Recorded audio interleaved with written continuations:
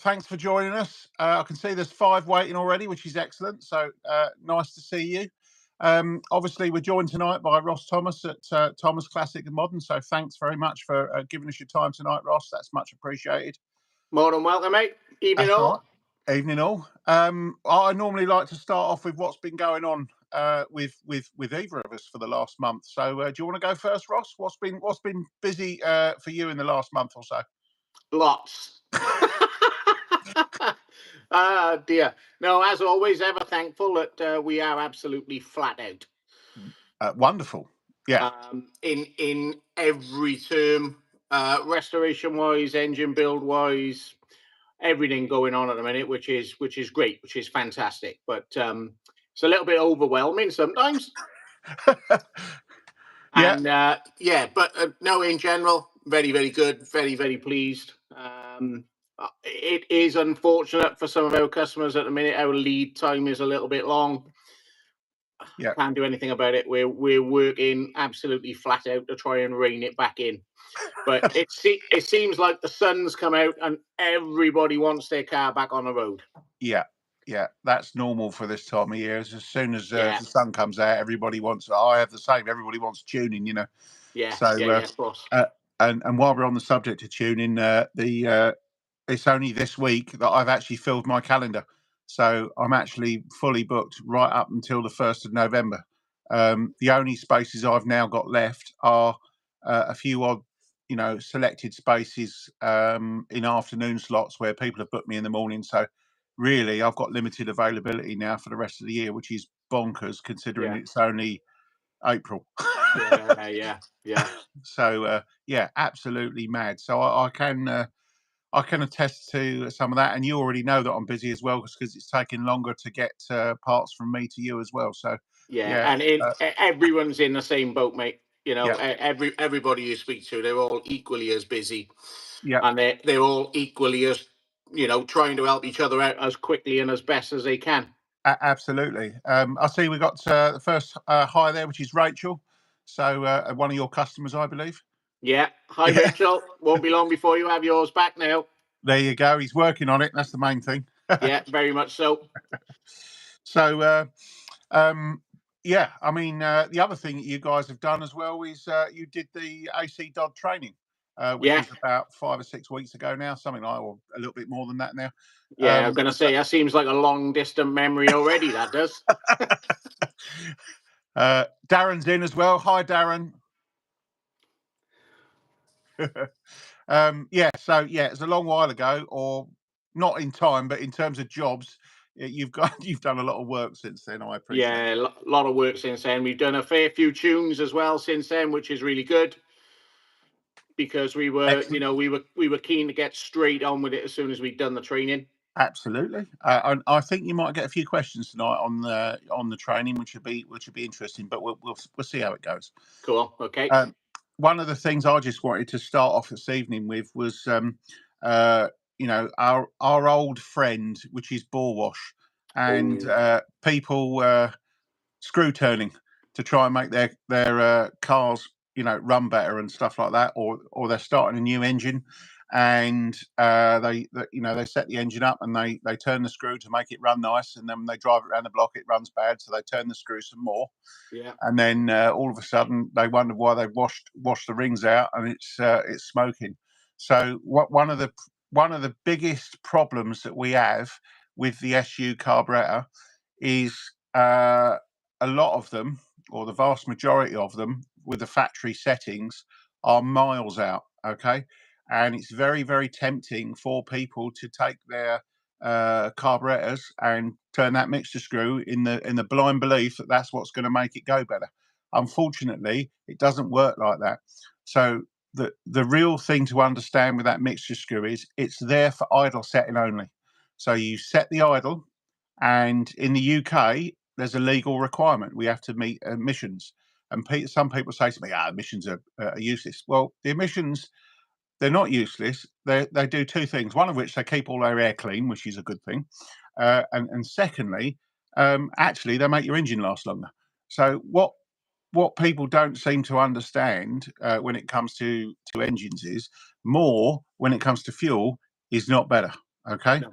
So when it comes to fueling, and Ross has heard me say this before, and I say at the start of every training session I do, an engine, if you put any fuel in it, it's bad. Okay.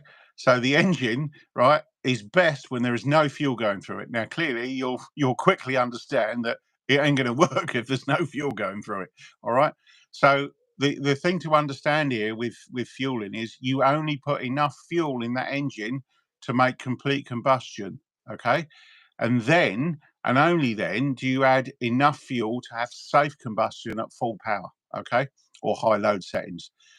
At any other time, it's minimum fueling. And that's what you need for a road car, because a road car's got to do mileage.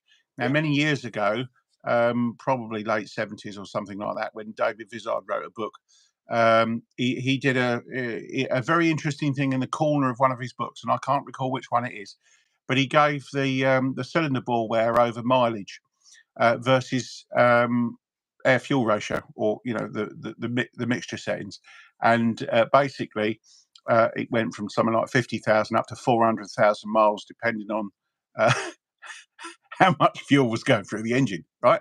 Yeah. So the thing to understand is, if you want your engine to last, you only need to put the fuel in that you need to put the fuel in to make it run. So if you want to drive down the motorways do a lot of miles, then it needs to be running lean when it's cruising. Okay, lean cruise doesn't hurt your engine. Okay, No. lean full power will hurt your engine. Yeah. But the Yeah. point is, when you're at full power, you're only there for a few seconds. Okay, on a road car, you're not there for hours on end, which is why it's really important to understand to get that mixture setting correct. And Yeah. that's why if you hear people when they go to the MOT station and they wind it down for the MOT, and then when they come out, they wind it back up again because it runs better, all you're doing is killing your engine, okay, prematurely. So that screw on the side of the carburetor, or the nut on the bottom of your that nut there, right? If you turn that enough, it will cost you thousands, and and that's in the engine rebuild, not necessarily the fuel consumption, the increased fuel consumption as well. So, I cannot stress enough that when you're actually setting your carburetors, you need to set a sensible, legal limit for emissions at idle. And then the idea is you profile the needle in the carburetor and tailor the carburetor settings to give you the fueling curve across the rev range. All right. That's not from the screw. All right. Now, Ross knows this because he's done the training. Yeah. All right. So you could see all the time I'm talking there, he's nodding and going, yep, and all the rest of it, because he sees it. Ross sees this because he takes apart engines that have got no honing on and things like that. Okay. Yeah. One of the biggest things we see, in all honesty. Yeah. Interestingly enough, this white car that's just behind me here, there's going to be a video coming out on that very soon. We believe that is exactly what's happened to that. Yeah. Okay. Fresh And engine, if it been has, dynoed. a good video would be lovely, right? Exactly Yeah. what's wrong. And the sad thing that we have at the moment is there is a lot of professional facilities or people purporting to be professionals who are screw turners. Okay, they come out, they tune your car, or you take it to the salvage, tune your car, and they just wind the mixture up, and all they're doing is they're killing the engine. All right, so just be aware, okay? And that was the message that came out on my Facebook page the other day, and then it was backed up by Keith Carver. Yeah. Is if you have tuning done, check your spark plug colours afterwards, because if you don't, you can be having problems, okay? Yeah, definitely. Well, the interesting thing is with this one as well is it's a fresh engine, it's been dynoed, etc., and it's had some problems, but it's actually had an oil analysis done as well. Oh, So keep an eye out for the figures that have you got the figures? Yes. Yeah, you know what the problem is then, don't you? Yes. And we're all Already. smiling because we all know, don't we? Yeah. Yeah. Okay, but that's really good, right? Yeah. Because now you've got some solid evidence, and you can show people, educate people. This is what these live streams are about. This is what our videos are all about. Your videos, you're showing people when you make your videos the problems and what to do and Yeah. how these problems come about. And it's a real problem, unfortunately, and people are getting stung in some cases by so-called professionals, but also because they don't know themselves. And that's what we're trying to do here, is to educate people, not trying to frighten people, just trying to educate people. I think the other thing is that is very, very apparent, and I think it's become more apparent to me since I've done the training, is how these little cars will run when they are fueling so badly. They're unbelievable, really, because they'll take no fuel at all to run, or they'll put up with it being hosed down the bores. But the damage that it does either way is unbelievable, really. Yeah, you wouldn't get it. You wouldn't get it with a modern car. If you had a modern car that was running too rich, you'd know about it instantly. Yeah, yeah. You know, these things, they're just they're so resilient. Yeah. To being wrong that people don't realize they are wrong. Yeah. Yeah. Absolutely right. Yeah. And a good video that I did was last year's demonstration at the Riviera one with the car I had in when we first put it in. And it was idling at 0.71 lambda. And I said to everybody, listen to that. What's it sound like? And they're all going, oh, it sounds all right. Yeah. And I said, exactly. I said, it's killing itself and you don't even know it. Yeah. And I said, that's why you need the lambda sensor to actually understand what's going on. And I employ everybody to go, if you've got a classic car, get yourself a wideband gauge installed. All right. It helps. And even if you don't leave it installed and you just have it for tuning and understand or just checking, then fine, but do that. Yeah. Very much so. I mean, at the end of the day, rebuilding engines now is not a cheap thing to do. No, that's right. So the investment of a few £100 for a good quality wideband gauge to look after your investment, it's a no-brainer, really. Yeah, absolutely. So I see Simon Bracky's on there. What's that behind you, Ross? Wants to know what they can see behind. Well, you probably recognise the registration number because it's his. Ah, that's it's a loaded question. Fair enough. Yeah. We'll see you tomorrow, Simon. Is he coming to pick it up? He's coming to pick it up. All right, nice. Okay. Yeah, just needs a polish and a clean, and he's ready to go. Excellent. MC Motors 100. We need you guys permanently on hand. Well, we can only do once a month, but I'll do my best, and so do all the guests I have on. So Ross is an extremely busy guy, so I'm very happy that he gives up his evening to come on here every now and then. So we really appreciate that. Thanks, Ross. That's all right. I don't mind at all. It gives me an excuse to sit in the workshop and have a beer. Yeah, absolutely. Well, I might join you later, but I'm having a cuppa first. So I was very lucky the other day. I went out on the road tuning, and I happened to go to the guy that owns Cranbourne Chase Cider. And I know. I've had a phone call. Yeah, yeah. Okay. So that particular phone call might be very lucrative for you. Yeah. Okay. I've spoken to a chap. We've made contact, and we've got some inroads. Have you got a plan? What we're doing. Have you got a plan? We've got a plan. Okay. Well, you owe me a beer then next week, or a cider, as the case may be, or maybe a crate. Anyway, let's move on. Okay, so we got Darren Robert Shaw there. If the needle doesn't come out, the car isn't being tuned. So Darren's a guy that I tuned up when I was up north the other week at the farm. Right. So he was one of the guys there, and he actually watched me tune the whole of the first day, and he watched every single car, and he quickly learned. So what else we got here? Okay, right. Matthew Steele, just so you know, is actually down to be trained. He's my next, I suppose you say, target. So he's down Cornwall way. So there is going to be someone in Cornwall that can do the tuning. And I don't think Matt has a firm, so I'm not sure if it's a business or a sideline for him. But I'll work this out when I go down to him. But as he said, there happened to me after a rolling road tune. I've got the block at home and the pistons that came out. I'll send you some photos. There you go, bore washed. Yeah, went to a rolling road and got bore washed because the people don't know what they're talking about. Okay, Forward 160, evening guest, Danny from Southend signing in. Nice to see you. Jerry Stevens, evening all.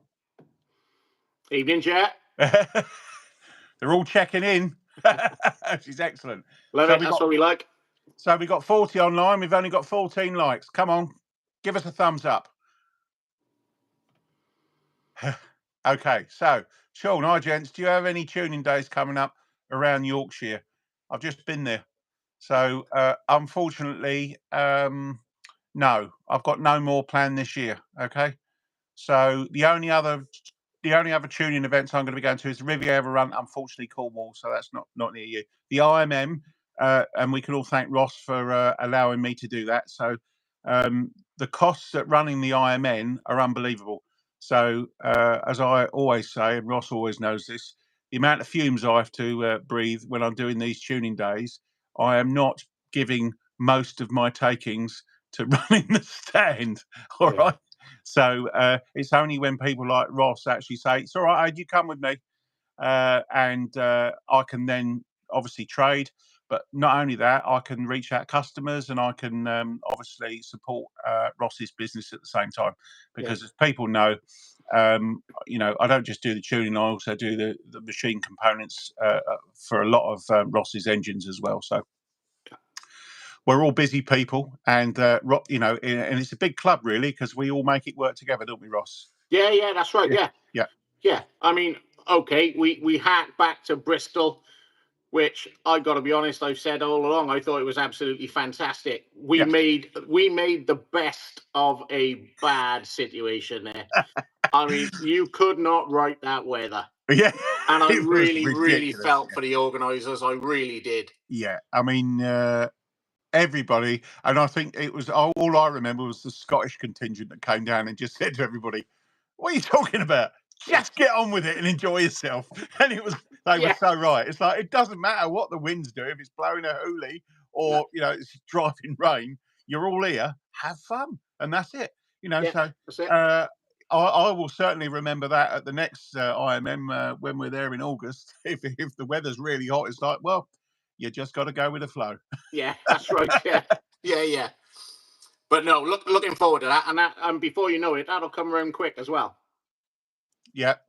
What we got there? Yeah. So Ami's lad said, "Hi both." Matt's Steele's come back with plumber sideline for now. See how it goes. Cheers for the shout out. Okay. So you'll be Ross. You'll certainly be hearing more of I think Matt in the future. But for now, he's just waiting his training.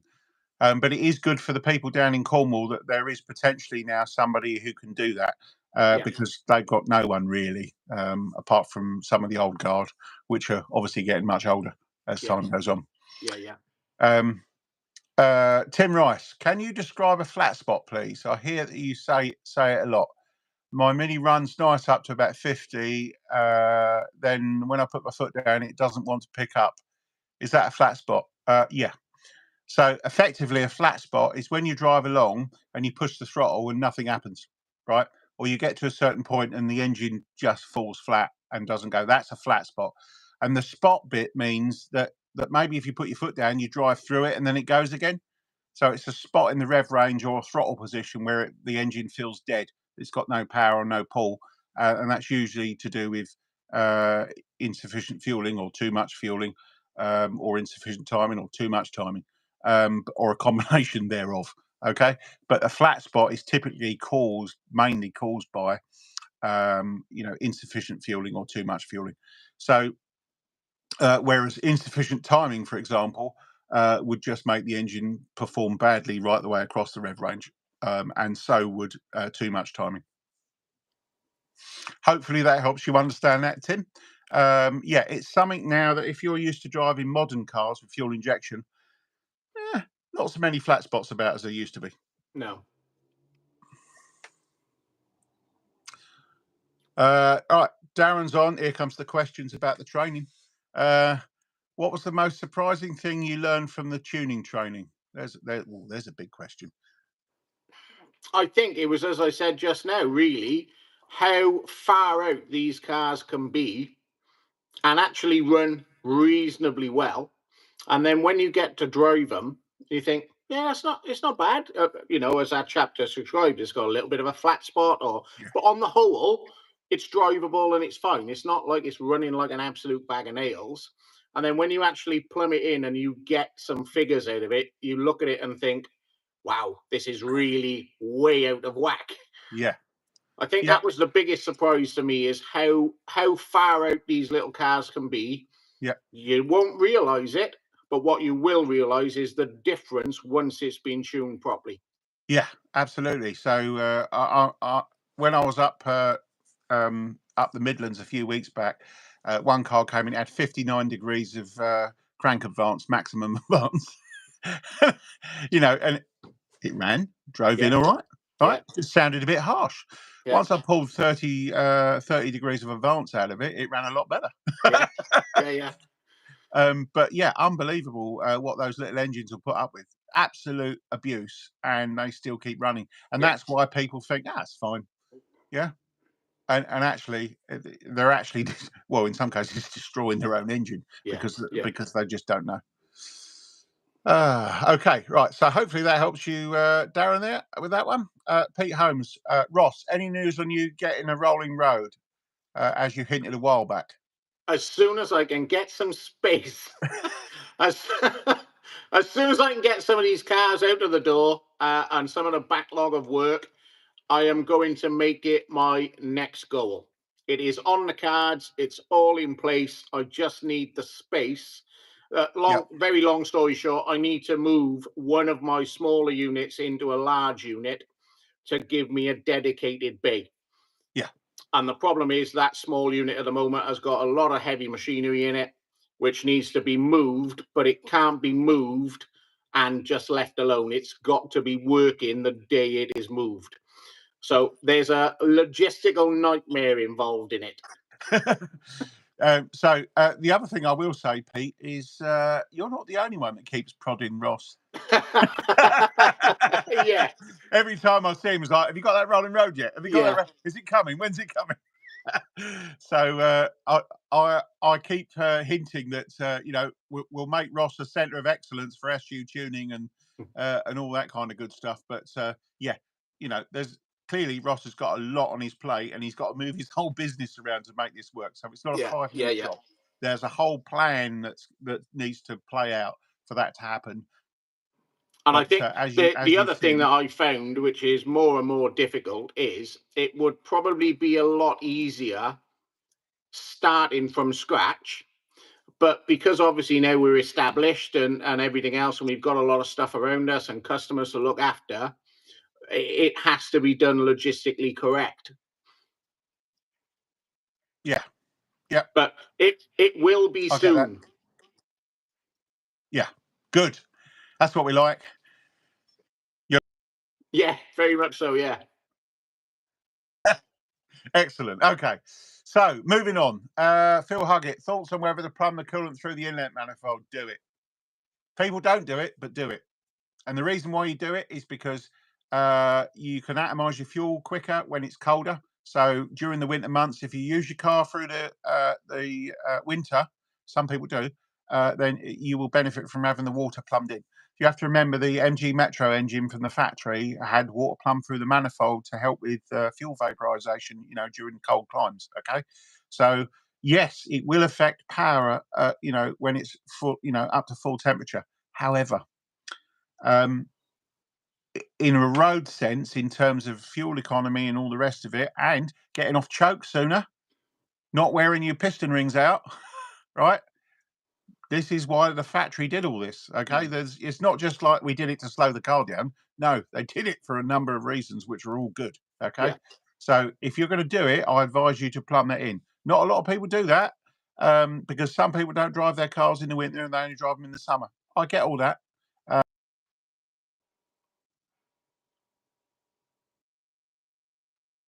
Top well, years ago, because I realised that torque, drivability, and fuel economy and all the rest of it on a road engine were far more important than top end figure.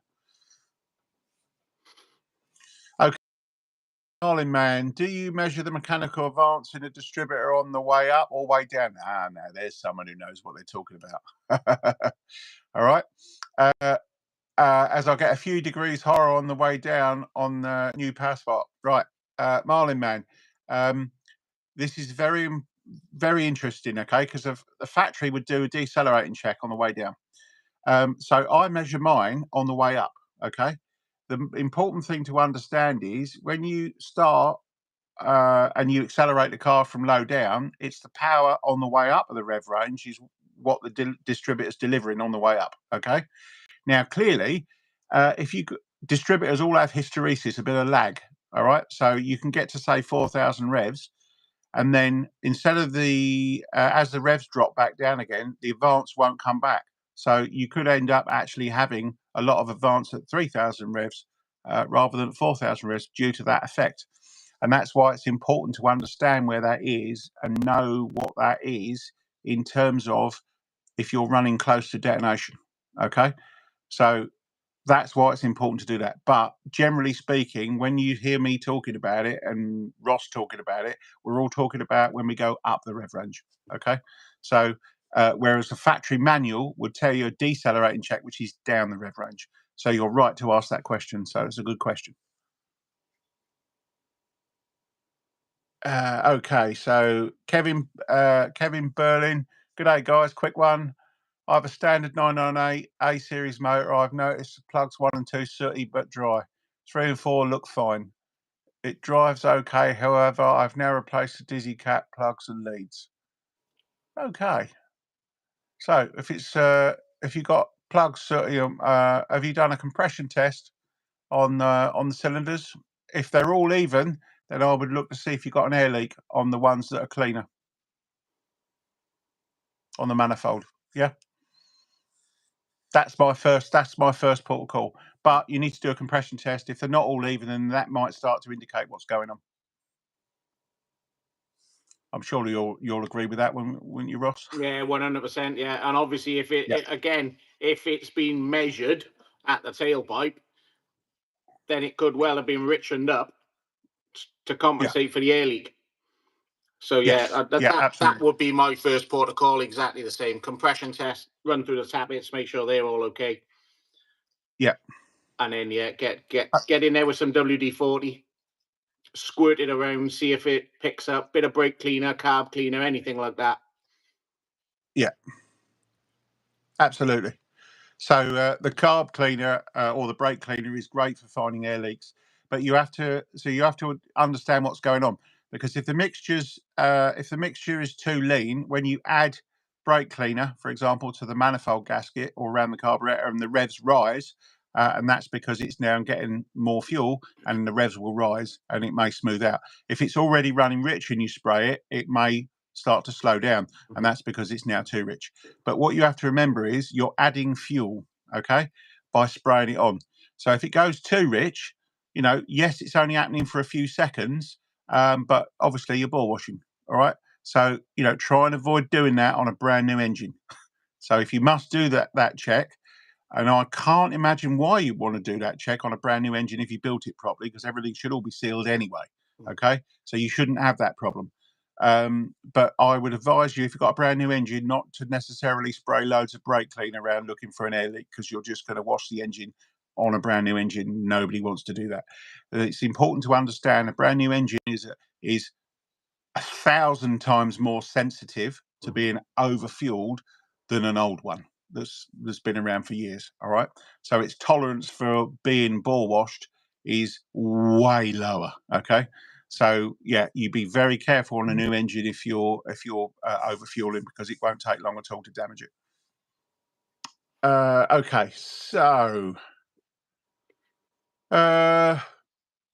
right, where we got here? Kevin Berlin. Did we anything else you should look for? I can't remember what his question was. Sorry, Kevin. I'm just looking back to see what your question was. No, can't see it. It was too far back. Can't remember. I don't know if you can remember that one. I think that was the one we just covered off with a possible air leak. Okay, all right. Yeah. Oh, yeah. Beg your pardon. It is. Sorry. Yeah.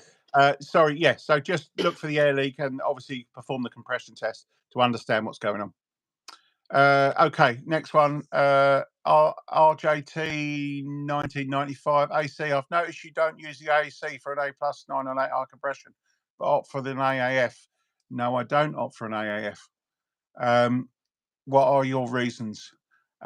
Also, anywhere in South Wales you recommend for Southwest Wales as you recommend for a tune? South Wales, he's here. How far west are you? We're a little bit more east, but we're still south. Yeah. So Newport, I think that's where you are, isn't it? Yeah, just outside Newport, Cumbran. Cumbran, just outside Newport. Go and see Ross; he'll sort you out. All right. So, in terms of answering that question about needles, the reason why I don't use AAC is because it's too damn lean. It's just way too lean. Okay. So I usually go. My favourite needle is an AAE. And then if that's not fuel enough, I'll try an AAF. Some of those AAFs are pretty good. So the AAF is not the automatic. I also have an ABD, which is kind of in the middle of that mix. So I actually have a number of needles around that sort of area for the stage 1 minis, and also works well on the HIF 38 Sprite engines as well. So that's why I do it. You can use an AAC needle; it just needs a lot more modification, and that's time consuming. And I haven't got that time, which is why I move straight to a needle that's closer. So that's hopefully that answers that one for you, RJT. Luke Fish, hi gents. Speaking of AFR and bore wash, when coming off the throttle, it drops to 10.8 for a second or two, then jumps back to 14, 15. Is this normal or indicative of wear or wrong needle? I need a bit more information on that. So what carb, what's your settings, what's your engine spec? Have you got a fast drop damper? Have you not got a fast drop damper? What's going on there? I just need a bit more information. Phil Huggett says, brilliant, thanks. 63 MIJ, best advice for running in a new engine. That one's for you, Ross, because you do a lot of that. I do.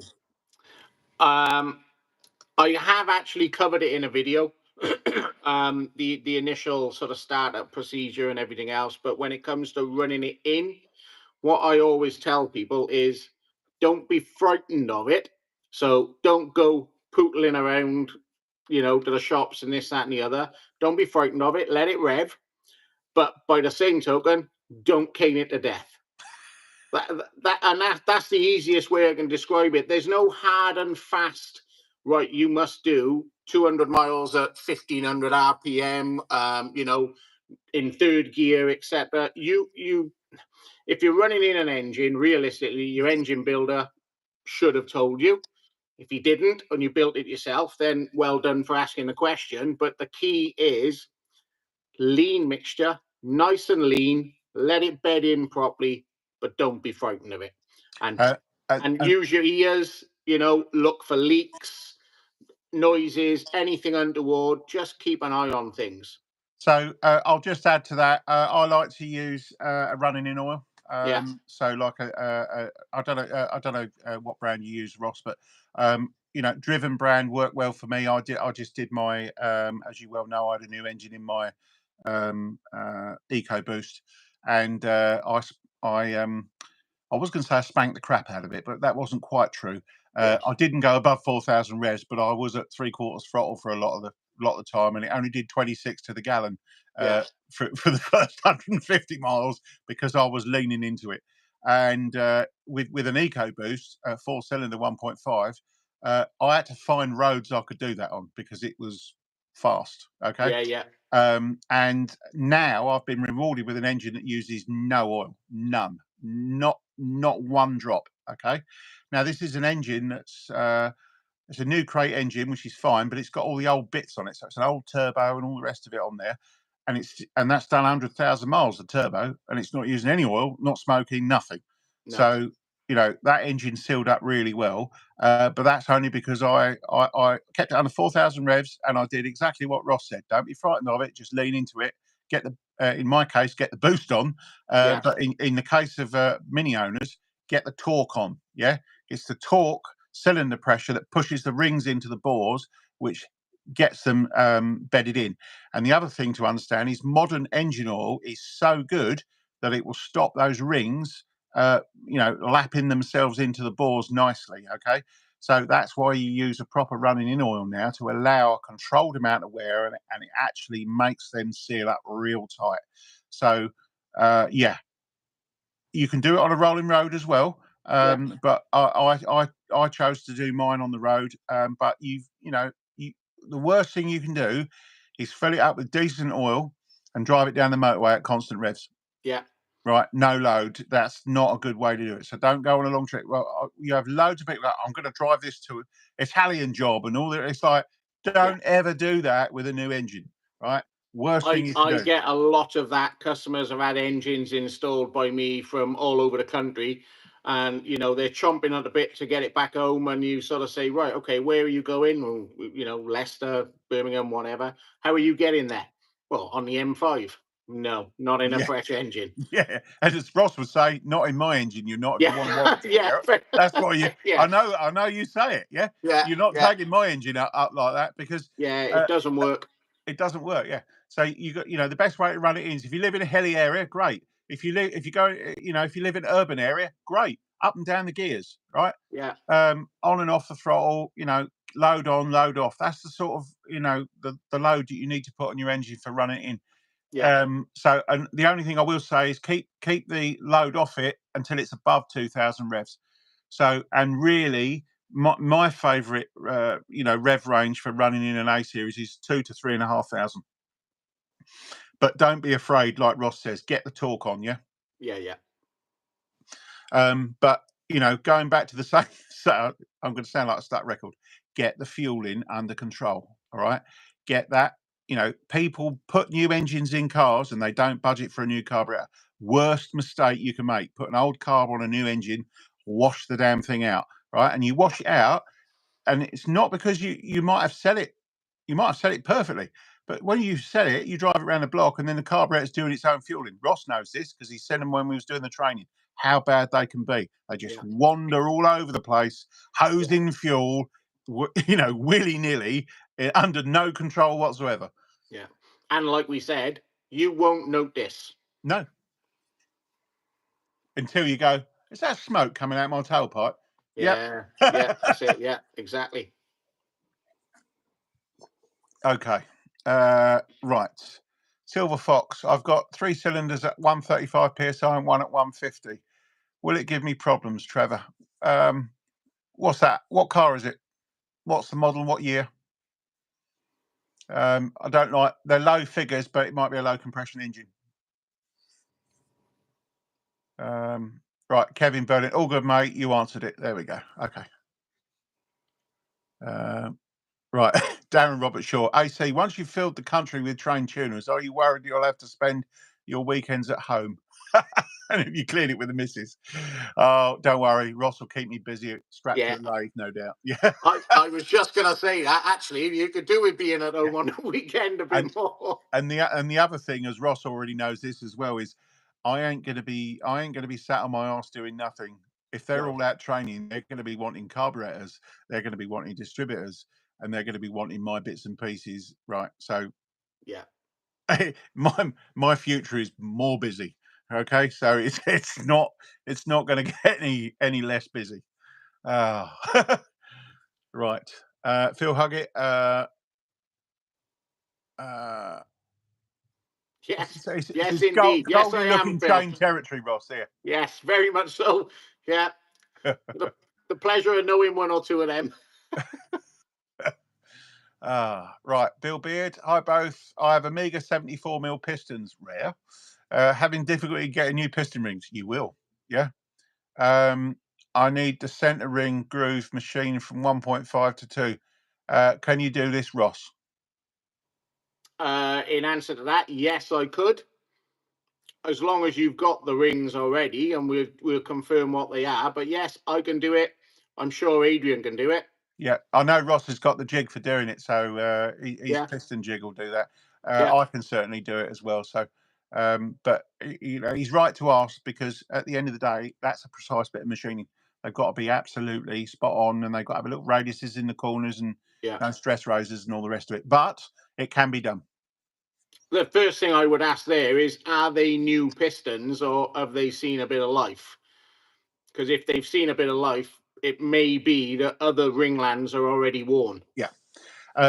Funny you should say that, but actually this is potentially our future, Ross, because in the future we may not be able to get pistons, and we may be remachining pistons and fitting new rings to them to take other the wear rings. out. Or putting a ring saver pack in as well, which is basically a shim.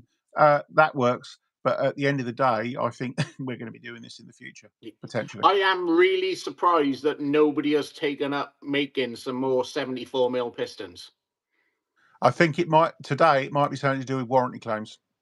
Yeah, it could be. Yeah. Could be. There's not a lot of ball left at 74mm. No. Okay. Luke Fish, HS4 standard damper, red spring AEU needle, 1090R. Okay. Okay, right. So 1098. So this is what's going on here. I think you've got a big signal from that engine on that little carb. So what might also be happening is the piston is dropping fairly quick, and you've got a large air volume pulling on that, and it's pulling off excess fuel. So slowing the drop rate down may help. But equally, with that cam on that engine, if you've got a modified head on it, I'd be wanting to put a HI44 on it. Yeah. So I think your carburetor is starting to be a bit small for that spec, especially if you've got a modified head. Yep. So he continues 45D dizzy, points ignition, ballast 1.5, 1.6 ohm core, free flow RC40, etc. Yeah. Okay. So this is obviously, I think this is for you because it's Rachel. What engine checks do you have for a new injection engine, given you have very little control over fueling? Do you just hope the ECU and the sensors work it all out before it does any damage? ? To a certain degree, yes. However, in your instance, you haven't got to worry because it's going to the rolling road. Yeah, because it's a fresh engine, so it will go to the rolling road. Obviously, we're going to go through it anyway and check there's no faults in the fault memory, coolant temperature sensors working correctly, map sensors working correctly. We're going to fit a new lambda sensor to it, Bosch lambda sensor as a matter of course. And then it will go to the rolling road without the catalyst fitted. And then it will be checked. Yes, it can only be checked, not tuned at this point in time. However, we do need to discuss that because I think we might end up putting a programmable ECU on yours. But yes, don't worry about that. It's absolutely fine. They always get checked on a rolling road.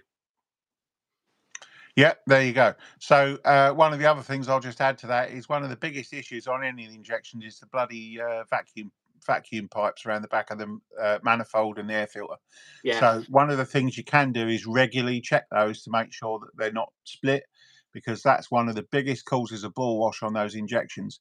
Whatever idiot at the factory let an ECU go out of the factory that automatically went full rich once it loses vacuum. Yeah. It's just unbelievable, right? Yeah. I mean, I don't know of any other car that does that. Now, somebody might correct me on that, but that to me is an absolute howling error on that system. I mean, you'd have even thought if they were going to go that way with it, why not put an engine management light in the dash? Yeah. So somebody could go, oh, it's gone full rich. I've got a warning light on. Yeah. Yeah. You know, it might have saved God knows how many warranty claims. Yeah. Yeah. Absolutely. Absolutely. Okay. Procast Foundry Limited. Evening. Are there any drawings into or info for making the probe for the exhaust pipe for AFR sensor? Are you referring, Procast Foundry, are you referring to my one with the pendulum system that I use in the back? Because there's no drawings, but I do have some photos.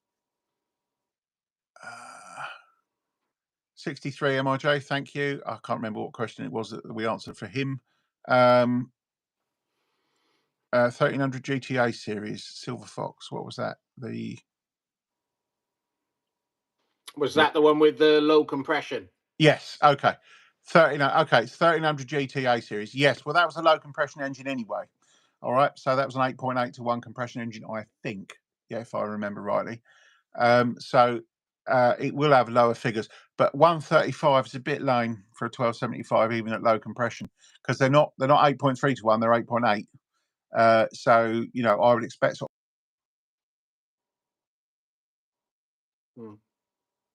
it's probably telling you it needs a valve job, is what I would say, and it's probably suffering from unleaded fuel, you know, damaged exhaust valves. So have a cylinder leakage test performed, and that will tell you where it's leaking from. And if it's coming out of the exhaust valves, you know the head's got to come off and be done. If it's using oil, then rebuild the engine. But if it's not using oil and it's just low on compression, it's probably needing a valve job.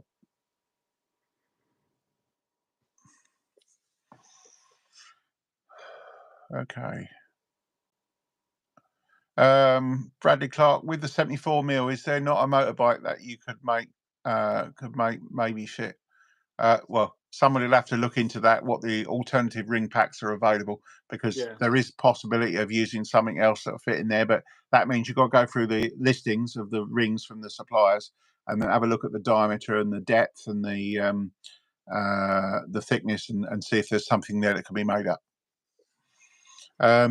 Luke Fish, thanks AC and Ross, really appreciate taking the time to answer. No problem at all. Rachel, wasn't worried, just curious. Okay, yeah, Procast Foundry, yeah, that's the one. Yeah, okay, so no, there's no drawings for it, but most people just copy it from the photos they've seen on my videos. Bill Beard, Ross, what rolling road do you use? At the minute, we use Nuts Performance Classic in Goitra. I've used them for many years now. Well, since we've been going, 12 years this year. Very, very good guys. Both John and Gareth out there, spot on, know what they're doing. So yeah, if you want, you know, to visit them for a rolling road tune, by all means, yeah, but heartily recommend them. There you go. Moving on again, Solly Welch, running on and pinking at 2000 RPM, even with max degree. Okay, so what compression have you got in your engine and what camshaft? Let's go from there, Solly. Let's just get back to us. Stefan Mini Cooper, hi all. Yeah, Tony Harmer, 59, evening chap. So that's just one's come in. Siemens Sam, I think that is. Evening chaps. I have a 93 Mini 1275 with a carb. One of the last carb. Yeah, I want to remove, and also the switch thermostatic vacuum fits in the sub. Why do you want to remove it? Probably because I don't think they're available still, are they? Okay. If it's not working, just connect it straight to the carb. If it's working properly, use it.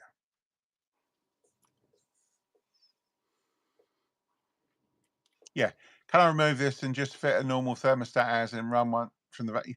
Yes, you can. But if it's there and working, it won't do any harm. Right. SolidWorks 9.7 to compression 271. I don't know what a 271 cam is, but if you're talking a 270 period cam, you need to get the idle below 1000 RPM or it'll run on. All right. Oh, and it's a B series. Okay.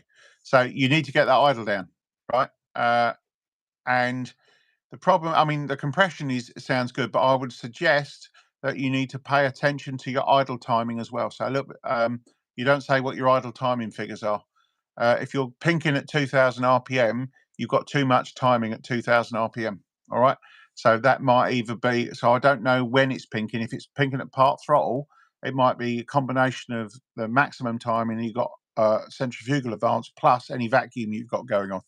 So you need to look at all those figures solely to understand actually what's going on, and to get the idle down, and obviously make sure you've got the right timing at idle to make sure that this won't run on. Stefan Mini Cooper, are you giving a demo at the IMM? I had thought about it, but I don't know if I will or not, because I don't know how busy I'm going to be. But what we are doing at the IMM is, I think it's on the Saturday evening. I can't remember exactly what time, but I think we've got the stage. for a couple of hours, or not the main stage, one to the side of that. And we're going to do a technical Q&A like we do now, but we're actually going to do it at the IMM. And I think Ross is going to join me. And we're just going to sit there, probably with a beer, and just be two grumpy fat blokes. Yeah. But we'll see in terms of how that goes. But the idea was to answer any questions like we do now, but we'll do it live, and hopefully we'll have a bit of a laugh while we do it. And maybe we can, have a bit of a joke and just be funny as best we can, and help some people with any of the questions. And we realise we also might get some grumpy questions because, as Ross knows, people always don't see things the way we do they? No. So we should do our best to be very sensible. But we will be there at the IMM, and there will be a Q&A session. I don't know about a tuning demo yet, but I'll think about that in due course. Darren's Restorations, thanks for the injection running in answer. I have 2 to run in a few weeks. Yes, so Darren's actually building a couple right now. Yeah. So he's got one of them's got a crate engine, and the other one's being machined, I think, is the way he's doing it. So yeah, Solly's come back with his running on MGB. Brilliant, that makes sense. Thank you. Idle timing is 12 degrees static plus 10 degrees of vacuum advance. Yeah. Curve says curve is a bit slow. Meant to be 30 at 3000. Thanks always. Yeah, I'm not too hot on timing on the B series, but you might want to think about what timing you've got at 20 degrees where your pinking is, because clearly I think you've got a bit too much. So try taking 4 degrees out at that point and just see what happens. And obviously it may pay you to, I don't know on the MGB if it's ported or manifold vacuum, but if it's manifold vacuum, change it to ported vacuum. That may help that situation. Idle is about 1100. There's your problem. Slow it down. Yeah, a bit too fast. Yeah. Solly Welch, could my plugs be a bit too hot? They could be. I'm completely in the wrong ballpark with this thinking. No, they could be, but I don't know what other modifications you've got to that engine. If it's just a cam and a standard head, probably going to be fine. But this is where plug reading would help. Okay. So moving on. Stefan Minikub, nice. I'll bring you a beer from the Netherlands. If I not forget. Yeah, okay. I'm not going to moan about that. That's great. Excellent. Okay. So anything else you want to, while there's no more questions at the moment, Ross, anything else you want to fill us in about what's going on at Thomas Classic and Modern? What have you got in the workshop at the moment? We've got Simon's accident damaged MBI year that we've just finished. That snowballed somewhat. He had an unfortunate accident in it, and when we dug into it, it needed some restorative work. But that's turned out really, really nice. Now I'll put some pictures up on Facebook of that very soon. The white one that we've got just there is, as I say, that's come down from Barnsley. Long story short, with that one, chaps put an engine in it a while back, and it's been tuned. It's never really ran right. There were some issues with it. He sent the oil off and had an oil analysis done, and basically the oil analysis was a worry. So it's here for us to find out what is actually wrong with it. It's a little bit chicken and egg, that one. We're not sure whether it's the tune that has caused the damage or whether it was the actual engine build. Okay. And obviously, but interestingly, it is a 1380cc, high lift rockers, quite a big cam, fully rebuilt gearbox, everything done to it, and it's got 50 brake horsepower. So we have some issues, but I'm going to do a video series on that one because I'm intrigued with that one myself. Wonderful. Over in the booth there, we've got our 997 Cooper. Lovely. That is now in epoxy primer, and we spent pretty much most of the day today now masking that up, ready for seam sealer, which takes ages. So that's good. Oh, and we've got a little Mini 30 that we've just done some work on for MOT, and we've got a Studio 2 over there that we've just taken the engine out of. And that's having some restorative work now to the front of it. Front subframe, rear subframe's been done in that one. We had to put some heel board ends in it. That ran away a little bit. We've got an accident damaged MPI, another accident damaged MPI down in the storage workshop. That's got to be done. We've got Rachel's MPI to finish. Engine's in. We just need to button it up and get that sorted. So she'll be having that back very soon. And everything else that's in the storage unit that you think I'm going to get to it in a minute.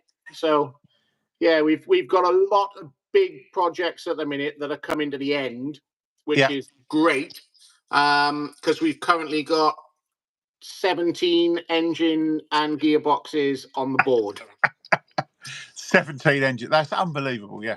And it's not just engines and gearboxes we do, which is, you know, the engine building side of things is exponential at the moment. Wow. Yeah. That's so yeah, all good. Very grateful. You know, really grateful to be this busy. Yep. It's almost, when we talked about it, it was like you've reached the capacity of the UK to do the machining for you now. I think in terms of I think that's the problem with it now, is because obviously, you know, we still, as everyone is, reliant on good machining work to be done. Yeah. You know, and everyone is in the same boat, and that sort of market area is getting smaller and smaller and smaller. Yeah. Because, you know, similar thing, the older guys that were doing it, the machinery's getting older. These businesses are closing because nobody's taking it up and nobody's carrying on with things. Yeah. It's really difficult. And the guys that are good are busy. Yeah. So, yeah, but no, all good. Very good. Excellent. Well, thanks for that update. I mean, it's nice. I mean, 17 engines, that's bonkers, but there we go. You know, and all those cars as well. So fantastic business. So anybody on this live stream that doesn't know anything about Ross, if you need your car work, you know, your car doing, if it's a restoration or crash repair or just servicing, Ross is most definitely a man. But the thing to understand here is, as he said, busy. Right, so you can't just go up to Ross and say, "Can I bring my car in about 3 weeks for you to do some work?" He's just going to look at you and go, "No." 9 times out of 10, my biggest problem is I normally say, "Yeah, we'll do that for you," and the next thing you know, you're 7 days a week, 14 hours a day, trying to get this stuff done. So, you know, we'll always try and help anybody out. I mean, at the end of the day, these little cars are they're my passion. You know, I've turned my hobby into a business. Yeah. And I'm not fed up of it yet. So fingers crossed and touch wood, I'm here for a while longer. That's good. That's good. And obviously, when you get your rolling road, you probably won't be able to get rid of me either. But yeah, I can look once we get there. I can look forward to many a tuning day over there, fiddling with cars and perhaps having clubs down and all sorts of things. But that's for later on. Okay, so going back to the questions, we've got a few more coming while we was listening to you there. Give us an update on your workshop. So Solly Welch says, thanks guys. We'll take a look at those. This is the guy with the MGB and the running on. Really appreciate your time in these, and thanks for answering all the questions. No problem, Solly. We're just here to help. That's all. Seaman Sam, what water pumps do you recommend? Mine needs replacing. Mini spares, MED and KD all do uprated. What's your go-to one? I think that's one for Ross. The Mini Spares Evo ones with the fiberglass impeller. I've been fitting them since they come out on Touchwood. Never had any issues at all with them. Steer clear of the motor factors ones, as I call them, with what looks like a tin star just stuck on the back of them. Good old press steel impeller, still impressing everybody, I see. Yeah. They're still out there, unfortunately. Yeah. So the fiber, you can tell the difference when you look at them. The fiberglass impeller ones, they are robust. And most modern stuff nowadays runs a fiberglass or a plastic impeller. There's a reason for it. Yeah. So I personally would. We only ever fit the Mini Spares Evo ones. There you go. And the important thing to understand with why I have Ross here. Ross is current. All right, so Ross is building engines now with parts are available now. I haven't built an engine for I don't know 7 years, right? Because I stopped building engines because I had far too many other things that I needed to get done. Yeah. But my point is, Ross weirdly is it kind of took over and grew it in terms of Ross builds engines very much in my style. All right, so he uses my cams, you know, all the thinking that I used to have, and that's why he builds successful road engines. Because, you know, what I was known for was building road engines, and obviously when I stopped, people was like, oh, you know, and Ross took it over. So, you know, and he's running with it, and that's fantastic. So I went on to bigger and better things, but the point is, Ross is the person sitting here and making it all work, you know, for real. And he knows what works currently, and he knows what doesn't work. And sometimes you might want to have a word with Ross offline so he can tell you things that maybe he can't say online. Yes. Yeah, very much so. Yeah. So yeah. Anyway, moving on. Okay, yeah. Stefan Mini Cooper. Ross, I saw your video about the cheap fuel pump. Oh, that was a lovely video. One of the best ones. Yeah. They should stop selling them. A few years ago, I used the same one, but didn't realise they are bad. Yeah, and not only that, I have problems with these as well when I go out tuning. So that last car on the last video I put up, the yellow Mini, had one on it. I've had people have one of those on, and they're pumping more than 4.5 pounds per square inch of pressure. This is the same pump, and it's blowing it out of the overflow on the carburetors. I put 2 of my brand new carbs on an engine because the customer was grumpy, and after the second one leaked, I thought, I don't think the carb's the problem. Yeah. Yeah.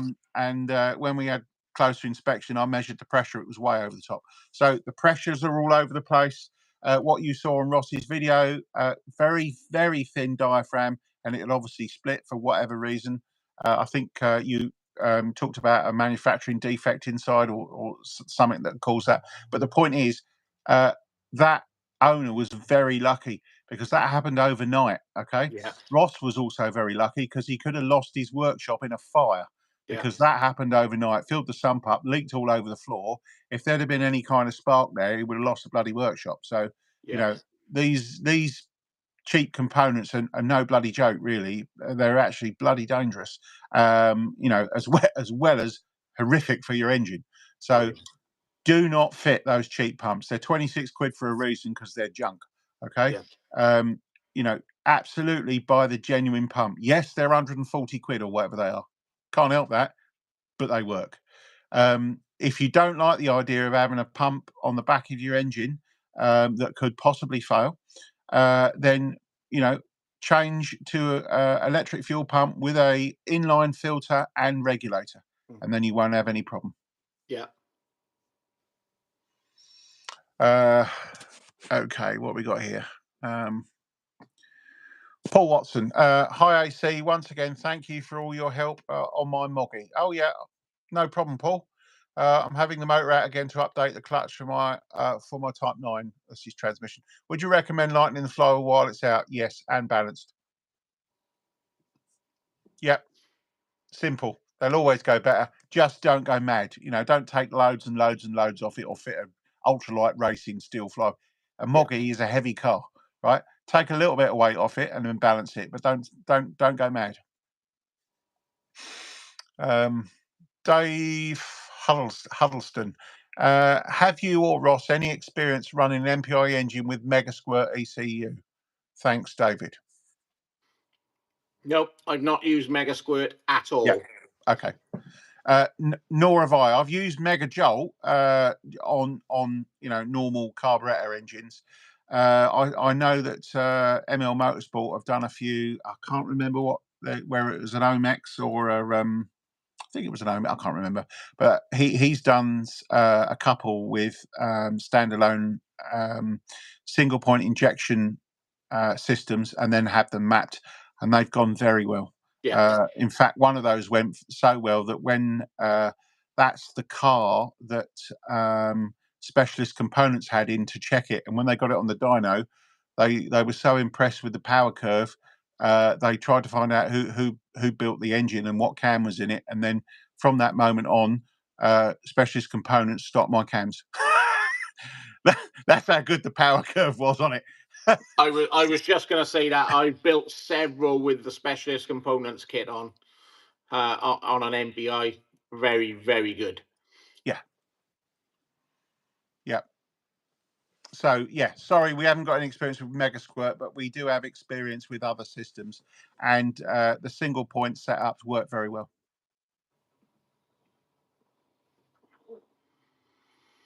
Yeah, somebody Turbo Cooper Sport answering Dave Huddleston there. It is possible, however, you need the MS3X system and the 5-port coding. You'll need 2 lambdas on a sampler tubes to measure between the centre and outer in order to fuel it correctly. Well, clearly, Turbo Cooper Sport knows more than myself and possibly Ross. Yeah, 100%. Yeah. So, yeah, we can't help you with that, unfortunately. Luke Fish, if I may ask another question. My strobe mark occasionally jumps down when setting the dynamic timing. Is this indicative of vacuum unit leak? The vacuum pipe is plugged. Yeah, I get a lot of this. This is indicative of ignition noise affecting your strobe light and giving you a rogue reading. That's generally what it is. If it just flicks about, it's not the timing. It's the circuit in the timing light giving you a false reading. That's generally what it is. Okay. So some timing light. Go on. I wonder if he's got your favourite things fitted. Oh yes, yeah. So if you've got ignition lead clips that put them all together, especially metal ones, right? You can get flashover on the leads, arcs crossing and spurious readings, which can give you spurious signals, which will make the timing light read funny as well.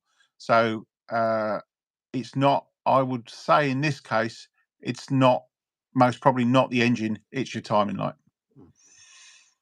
Paul Watson says, thank you. That's about his Moggy and flywheel stuff. Dave Huddleston's just thanking Turbo Cooper Sport. Yep. Seaman Sam, talking of fuel pumps, could Ross do a video on fitting a new electronic pump and regulator, etc.? There's a nice one for you in the future. Yeah.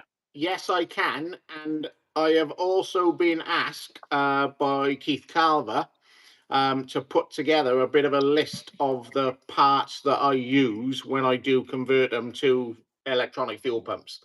So there you go. Yes, it's on my list of things to do. So Wonderful. I will get round to that. Yes, definitely. Okay. There's lots of schools of thought on where to mount pumps and everything else, and I'm sure somebody will come along if they see the video I do on it and say that's not how you're supposed to do it, or I mount mine here, there, or everywhere. Like everything, it's just how we do it, and it works. Yeah. But yes, I will do that. Thanks very much for that comment. One thing I will say about creators on YouTube is sometimes we don't have the time to do the videos we want to do, or we don't have the appropriate material. So we only take advantage of stuff when it comes up. As it happens. And I'll give you an example there. Ross had a particular rocker video a little while back. And I said, you've got to do a video on it, Yeah. Because when it comes up, you have to try and do what you can with what you got in the time you got available. So, I can only apologise if you certainly look at mine and potentially Ross's as well. If you think, oh, it could have been like this. Well, yeah, it could have been. But the problem is we don't have the time. And the other thing to remember is we're only small YouTubers. We don't get paid thousands, right? No. If we were paid thousands, then we could say, right, today I'm going to do nothing else except make a nice video. Okay. Yeah. We don't have time to do that. Typical production time for me doing an on the road tuning video is an hour and a half. That includes filming it. Yeah. Right? I haven't got any more time, so I have to get it right down, get the editing down, get that video done, and get it out. Because I haven't got the time. I use my phone. I haven't got the option of loading it up to a computer because there's no time to do that. That's the problem that we have. And obviously Ross is running a business. you know, it's the same. He's got customers screaming for his cars, and the last thing they want to see is him standing there with a video, you know, with a video camera, Yeah. you know, rattling on about somebody else's engine. Yeah. Well, in a similar ilk, I've actually filmed my one thing that I am desperate to get out there, and I've been asked time and time again for it, is a Gearbox series of what to look for, you know, what bits to replace and all that sort of thing. I have filmed that video now twice. The first time I come to edit it, I spent 5 hours editing it because it was done as I was doing it. Yeah. So, you know, I'm just doing the job and trying and explain things as I go along. I could not make the editing make any sense whatsoever. So I scrapped it. Yeah. And then I did it again, and I did it again and I made a conscious effort to do 20-minute sort of segments and stop. And then I went, right, that's great, that works, that's lovely. When it came to doing the rebuild, my phone packed up and it stopped recording any sound. Yeah. And it just, and it's things like that. You get into the groove, you know, and you're doing it, and you've got to get the job done. Yeah. But you want to make sense of some footage to get it out on the channel. It's really, really difficult. Yeah. Yeah.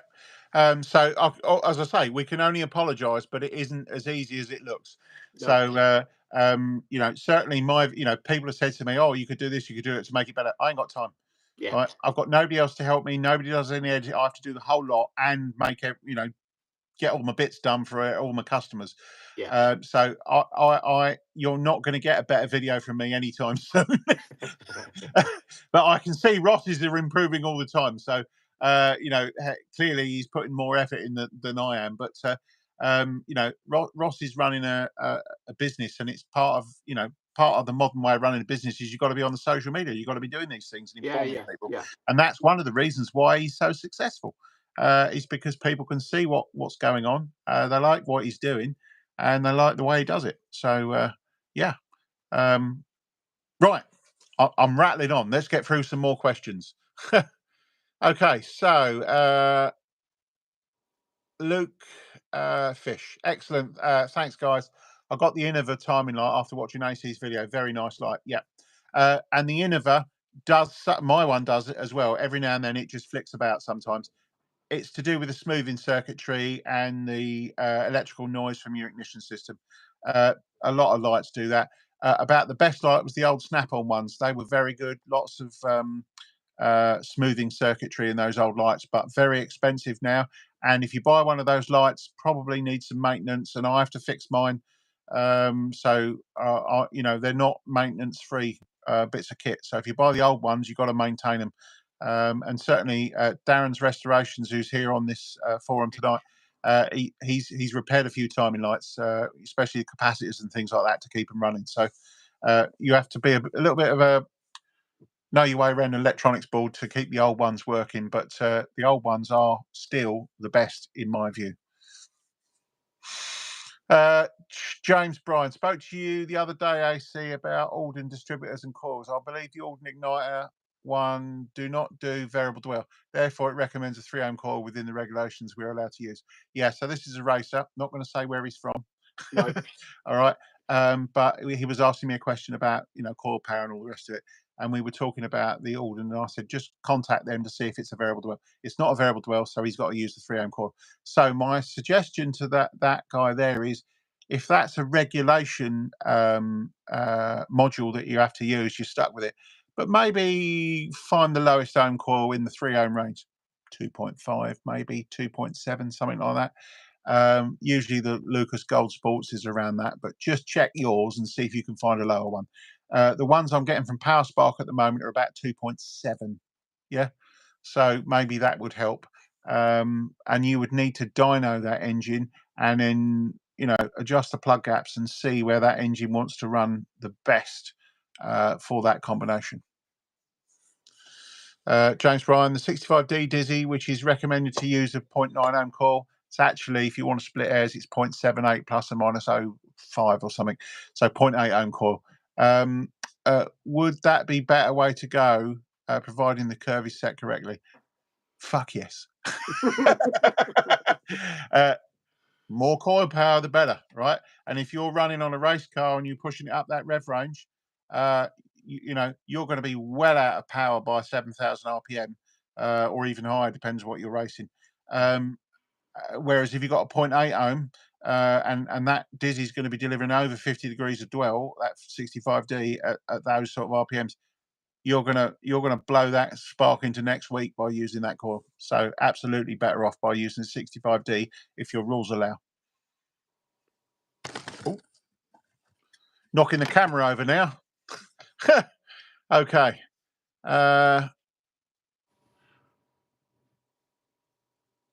Okay. Stefan Mini Cooper, when pulling a trailer, small caravan with the Mini, good effort. Do you need to change something on the tuning, dashboard oil, timing, etc.? Potentially. And so your carburetor shouldn't change, but what you might need to do is to back the timing off ever so slightly. And that's so the engine can run at full high cylinder pressures for long periods of time. All right. So you're towing up a long drag, that engine's got to run high load for a long period of time. That's going to build a lot of heat. And it's not used to running in that configuration, and you might start knocking. So just think about that timing. So, and I'm only talking degree or so, right? Because you don't want to take too much off it, yeah. But you may find that it runs better under towing conditions with just a snatch less advance compared to, but I'm only talking about one that's been fully optimized. So it hasn't been fully optimized. You might find more advanced works because you've got more torque, all right? But I'm just saying there is the potential that you may need to adjust stuff. Okay. Paul Watson, question for you both. My Moggy is a 1330 phase 1 cam HI 45. My ignition system is a 3 ohm. Would I really benefit from changing to a 0.8 ohm system? You, Paul, if I'm not mistaken, you have got a 123 dizzy. Is that correct? This is the 123 tune, I believe you've got. So what I would suggest you do with that is no, don't fit a 0.8 ohm coil because you'll blow up that 123 dizzy. But if you go to their website and order their 1 ohm coil, which is their super duper coil for 60 quid, fit that and you'll be better off than you are with 3. Simple. So they do a high power coil, just use theirs and it works perfectly with their dizzy and you're good to go.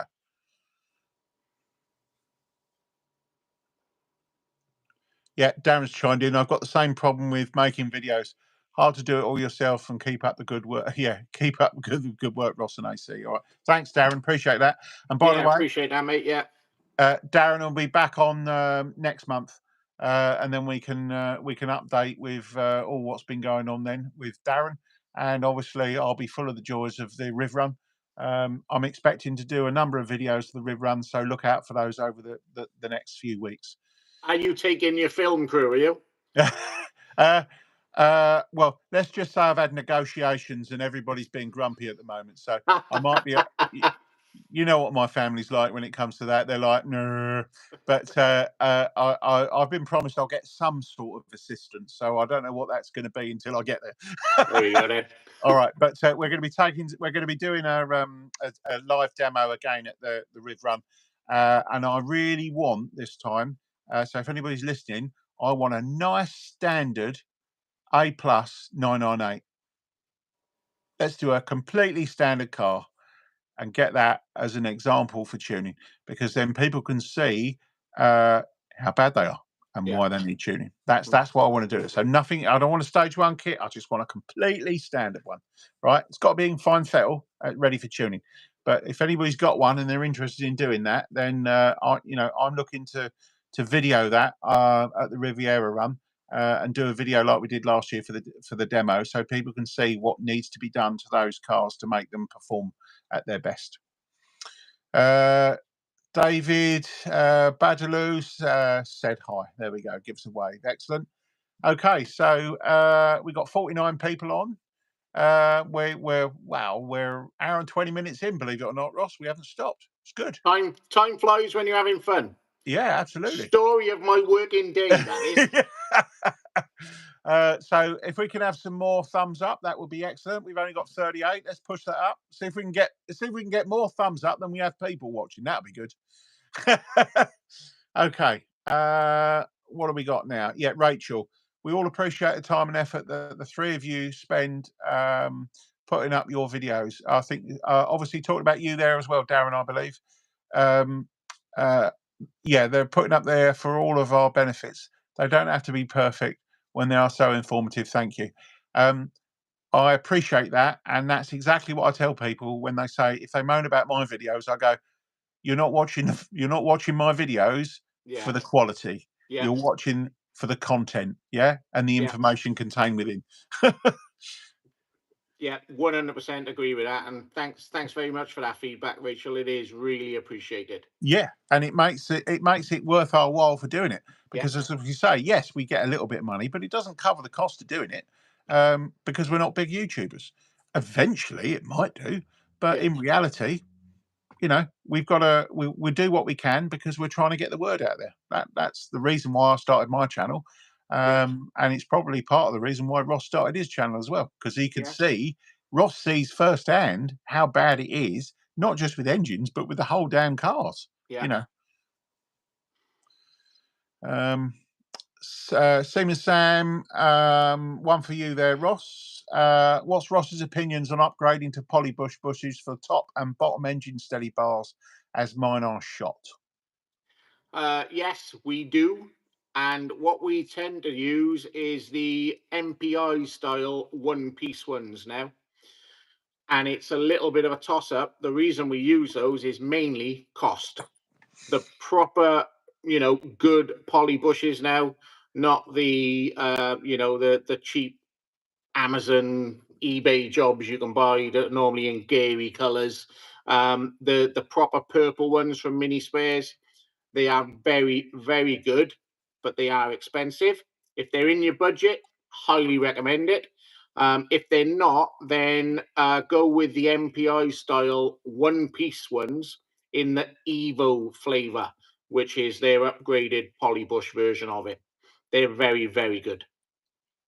There you go. Ross knows, he fits them all the time, and he would not tell you to fit something that comes back. No. Pointless Definitely exercise. not. At the end of the day, I try not to fit anything that I know is not going to give the customer decent service life. So the last thing I want to do is something to a customer's car and them come back and go, engine steady bushes have gone again after 4 months, or whatever it is. And touch wood, we don't have those sort of comebacks with those products.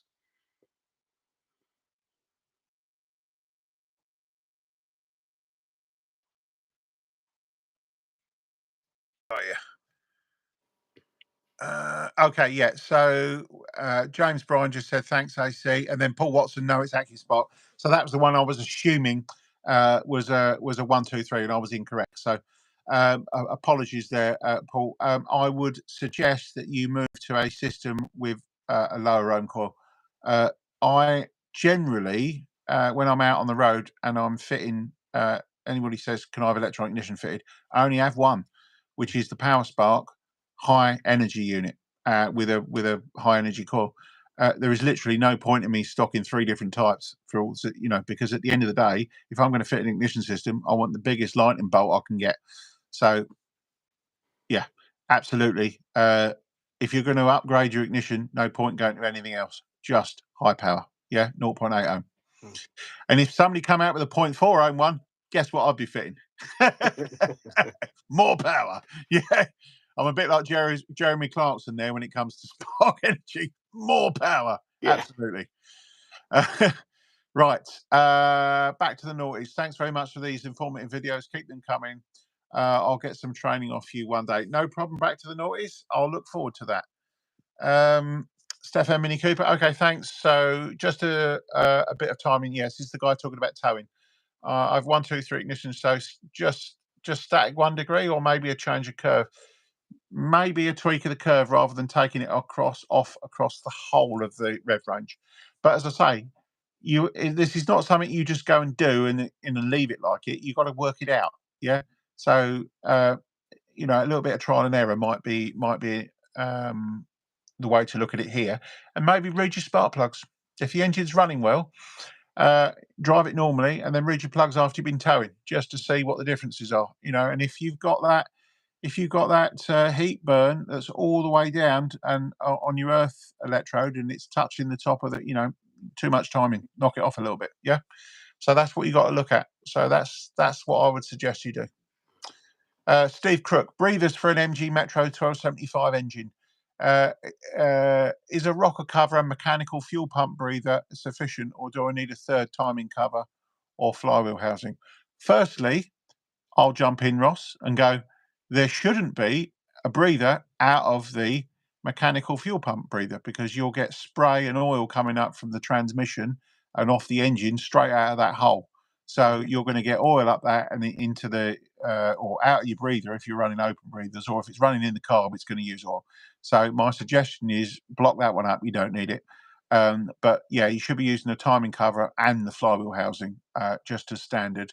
And then if this is just a standard engine, run it into the carburetor, and then you won't get any horrible smells when you're driving, and it's all lovely. If it is MG Metro, it should have a timing cover breather and a clutch housing breather as standard anyway, really. Yeah. But as you well know, Ross, some people, when I put them in the minis, the fan gets in the way, so because it's the wrong one, then they take it off and put the other one off the old 998 on it. Yeah. You know where I'm coming from. So they chop it around a lot, and it hasn't necessarily got the right bits on it. So I would recommend using the two breathers in the standard position, but not one from the fuel pump hole, because you'll have oil consumption issues generally.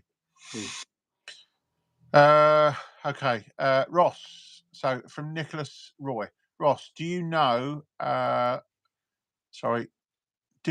your head gasket volume that you use in one of your last videos, the one that you put Loctite 3020 on it?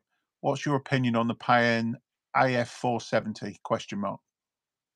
3.8 cc is what we allow in all our calculations for the BK450 gasket or the Victor Rhines version of the same. The AF470, haven't used one for years.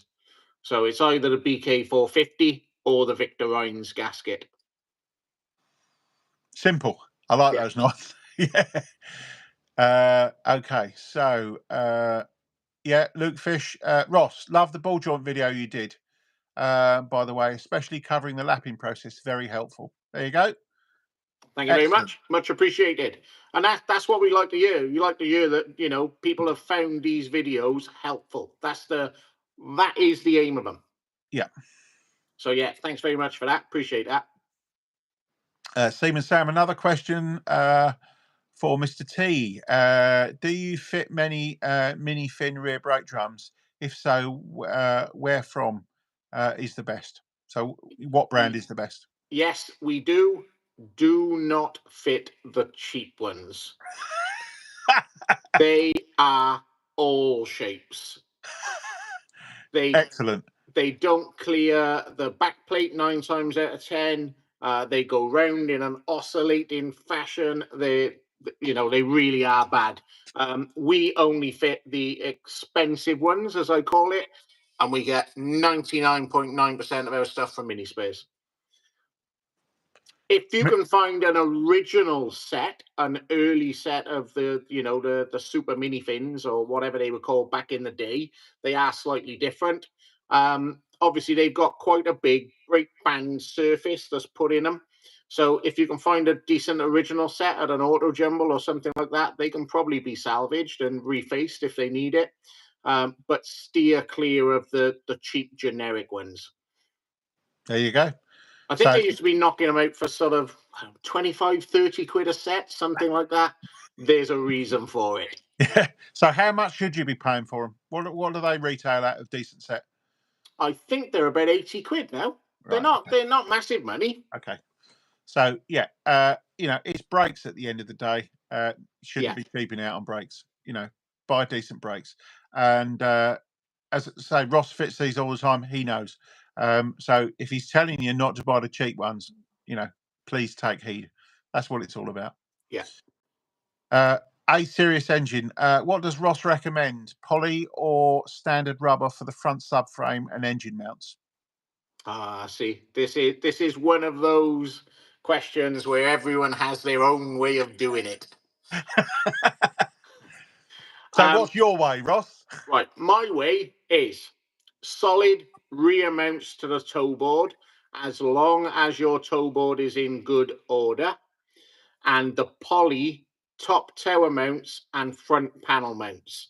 That is if it's a fast road car, something that you are going to be using a bit spirited. If you're track daying it, full, solid, knock your teeth out mountings. If you're road use, genuine, standard rubber. So again, it's no different to any question I ask all of my customers if we're doing engine build, restoration, or anything else. What are you using the car for? The good standard stuff is ideal for standard road use. If you're gonna press on a little bit, you know, and you've got something you want to throw around, then yes, update it. The original Mini was all solid mounted, and it was the original Mini, the early ones, pre-76, that had the reputation for being the best handling. The reason is nothing moved. Simple as that. Yeah. So yeah, I mean, absolutely nothing wrong with poly bushes in the right fashion. I do not and never have used the polybush the polybush front subframe rear mountings to the toe board. They are awful. There you go. And you'd be surprised that the genuine rear toe board mounts, the rubber ones, you'd be surprised how stiff they actually are as well, mind, when they're new and, you know, they're not covered in years of oil, spray and everything else and they haven't gone soft. You'd be surprised how much a good set of genuine, proper rubber subframe mountings will tighten up your handling. There you go. So, thanks for that, Ross. And we go straight into another one for you. Hi, Ross. So from Bill Beard. Hi, Ross. Are quick release poly engine mounts any good? Question mark. Absolutely not. No. There you go. They're awful. They are really bad. And in all honesty, I had a car in many moons ago with a set fitted, and it took me longer to get the pin out of the middle of them because they were all shapes than it would have to taken the two little bolts out of a normal set. So, yeah. Wow. Stay away from. So again, like AC has said about other stuff, the manufacturers kind of knew what they were doing. So there's a reason that those engine mounts were designed that way. And they're not difficult to get in and out. No, so steer clear of those polybush engine mounts. There you go. Heard it from the horse's mouth. Thanks for that, Ross. Phil Huggett says, thanks for all the info. Help, guys. Always appreciated. Early start. He's off. Night all. Okay. No problem at all. Thanks very much. Thank you. Blaze Running 88. Hi, AC. Would love to see the difference between an ACDodd tuned standard 998A Plus versus a stage 1 998A Plus ACDodd tuned mini video at the Riviera Run. Well, that's very difficult to do that. And the reason for it is because how do you show the difference? Yeah, I've got no way of showing the difference. So what I can do is tell you what the difference is because I've dynoed this many, many years ago on various cars. And I can tell you that if you take two A Plus minis, one with a stage 1 kit and one without a stage 1 kit, and you optimize them both, typically the peak power figure that you get out of that 998 on the stage 1 kit will be about 48 horsepower on the rolling road that I used to use. On the same rolling road with a completely standard engine with the standard manifolds, exhaust, the pea shooter exhaust and all the rest of it, without drilling the airbox, I could get 46 horsepower out of it by optimizing the fueling and the advance curve. So that's so in my experience, 2 horsepower is what the stage 1 kit is worth on 2 optimized engines. Okay, so that doesn't sound a lot, but 2 horsepower on a 40 horsepower engine is 48 horsepower engine. It's a little bit, but The difference is the one with the smaller exhaust will pull harder up from 1500 revs up to 3000, and then the stage 1 kit would feel sharper after, or feel more sprightly after that, because it's got more flow at the top end. So you know, if I drilled the airbox on the standard engine, I think that gap might be even smaller. But you know, that's just my supposing, and no data to back that up. So I would love to do that, but I would like to do it on a rolling road if he was to do that one. But in reality, at the Riv Run, we can't. You know, the only thing you're going to see is two owners go, "Oh, it goes a lot better," but you won't see the difference between the two vehicles. Okay, Nicholas Roy AC, I'm at the end of my engine rebuild and I don't want to bore wash my engine. That's a good start. Yep. Should I start my engine following your advice on HIF 44 start settings video that you made? Of course, with an AFR gauge. Well, that's exactly what I do. So I set them up like that, put on a new engine, start it up, you know, get the choke in immediately it starts, hold it on the throttle, adjust the fueling. That's exactly what Ross does, and he has a wideband on it, and he sets them so they're around lambda 1 or just higher than lambda 1, lambda 103, something like that. Yeah. Yeah, and that's where you want to be. And then as you pick the revs up, once the engine's warmed up, as you pick the revs up, if it goes down into the 0.8s and things like that, wrong needle. So you need to change that. So you need to keep that around the lambda, you know, lambda 1, maybe 0.98, 1.05. That's the sort of area you want to be in for running in. All right. And funny enough, that's about the area you want to be in for a nice economical driving road car as well, for part throttle running. So in reality, you know, lean is good for running in, or at least under control. But lean at full power, not good. So we need to understand that, because I've had people telling me, you know, oh, you want to tell people, you know, they need fuel. Yeah, you do need fuel, but only when you need it, right? You don't need it. Certainly when you're running in an engine, you don't need it when it's idling and when it's at part throttle. And when it's producing torque, you only need enough to make it work. You don't need any more than that on a fresh engine. Darren Robert Shaw, one for Ross. I'm looking for a decent set of front pads and discs, mainly to eliminate brake squeal. What would you recommend? Again, what are you using it for? You know, are we talking standard 998? Are we, 1275, 12-inch brakes, 7-inch brakes? I can help you here. It's a Sprite that I've tuned. Oh, right. Okay, then. So you need your brakes.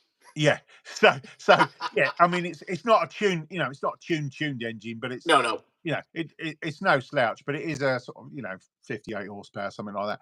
Yeah. But it's I think it's a relatively low mileage. It's like 25,000 miles or something. So it's a very nice one. But clearly he's, you know, I think he joked with me. He said, "I need more brakes now." This big tuned. So I think what he needs here is perhaps just a decent set of brakes that aren't race. Yeah. But maybe just one step up from normal road. Yeah. Yeah. Well, generally, I'll grab a set now. Hang on. Yep. Okay. While Ross is off grabbing those, we'll come back to that one, Darren. So we'll get an answer for you. Don't worry. Okay. What else have we got going on here? Okay. Right. So I'm now filling time.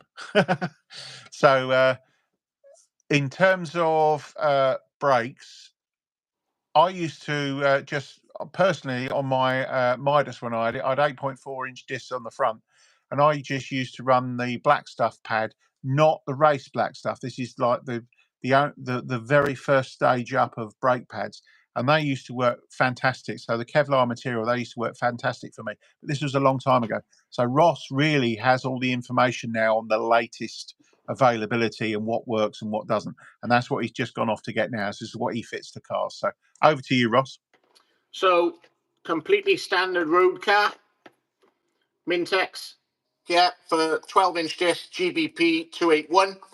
Yeah, that's not the 1144 material, is it? That's just a standard pad. Completely standard Mintex road pad, good quality standard road pad. You want something with a little bit more bite, but you don't want to have to warm your brakes up and everything else. The EBC version of the same, but they're not green stuff or black stuff or anything like that. They're called the Ultimax. So the part number for those is GBP 281 Ultimax. Again, available from Mini Spares, probably some other places as well, but we get all our stuff from Mini Spares. But they are very, very good. Yeah, so that sounds to me like if I was still driving a Mini, that's exactly the pad. That Ultimax one is probably what I would fit. Yeah.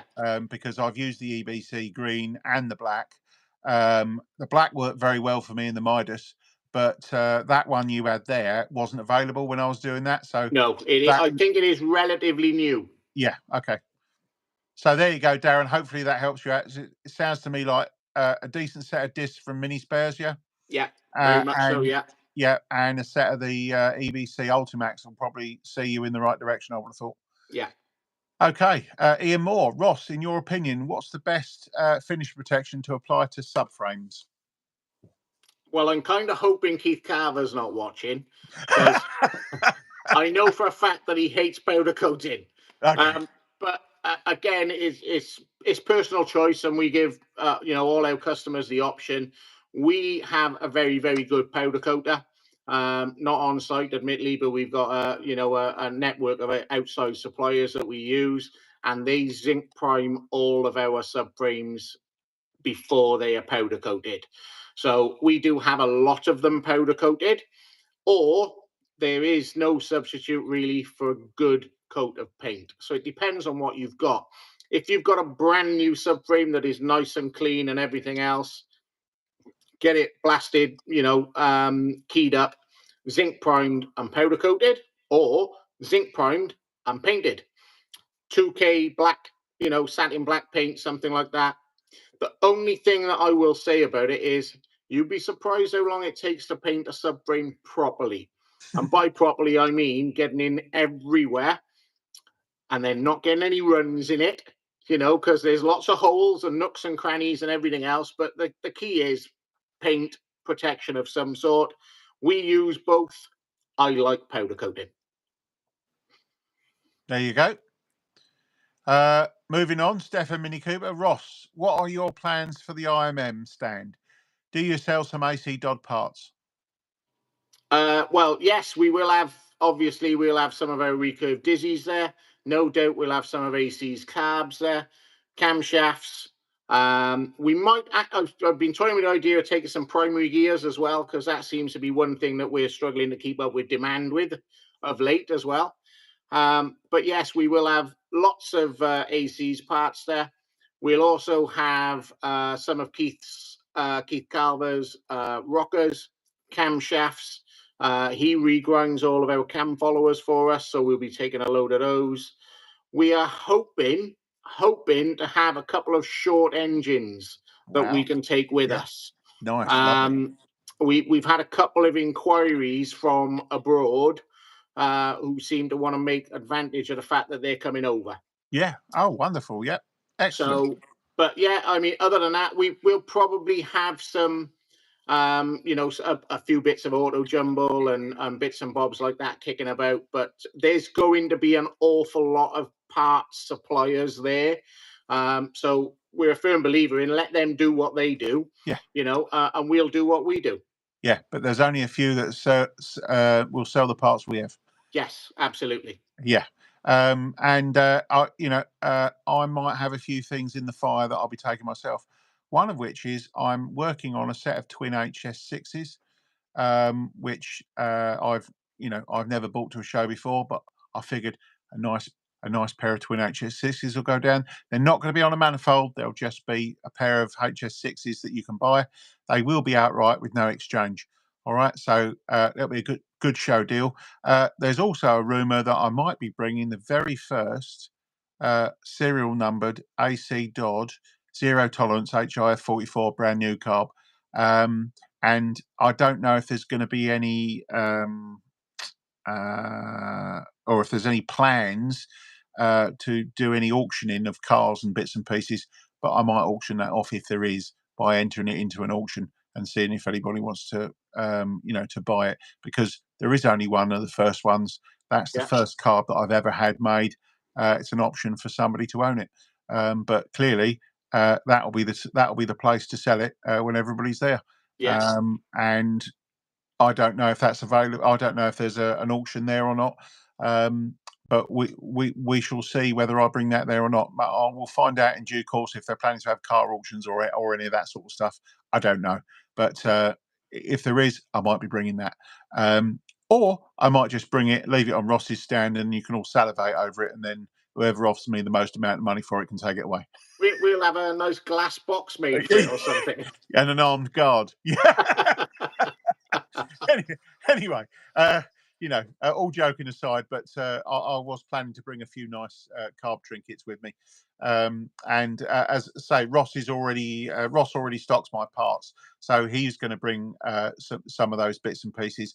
I will also have my usual tuning stock with me, and I will have spare carburetors and bits and pieces. The one thing that won't be happening there is I ain't got time to fit carbs. I ain't got time to fit dizzies, right? If you need that stuff fitted, come and buy it from me, fit it on, join a queue, right? And then I'll get it dialed in. But I'm going to do a video like I've done for the Riviera run before the show to let people know, and I'll do it a bit earlier this time, maybe a month, 6 weeks before the show, so people can understand what to expect, because IMM is busy. Okay, loads of people, right? And there's lots of people in that queue for me. So I need to run through them quickly, all right? Because we've had before where people get grumpy because they can't, because they're waiting so long. I can't help that. I can't help being busy, all right? So unfortunately, what I am going to do this time round, and I've already talked to Ross there, I'm going to throttle it on the price. So the price is going up, okay? So it's not going to be 75 quid a tune like it is at the Riviera run. No. All right? But the reason for it is because I need people that need the tune, and I need a sensible queue. I don't want a queue that's too long. But the price will be coming out later in the year when we do that information video. But the most important thing is we're all going to be there. We're all going to have a good time. We'll tune some cars. We'll sell some parts. We'll make some cars go really well. We'll make some happy owners, and that's what it's all about at the end of the day. Okay, so moving forward, Nicholas Roy, thanks very much for your time you're spending to share knowledge. AC, do you have any remote tuning slots left? Yes, I always have a remote tuning slot because I can fit them in anywhere. So please send me a message on Facebook Messenger if you want to talk about remote tuning, and then perhaps I can help you out. V-Man, hi, I have an SPI 1993. Is it worth getting the head worked on? If so, stage 1 or 2. Many thanks, Alan. Do you want to answer this one, Ross?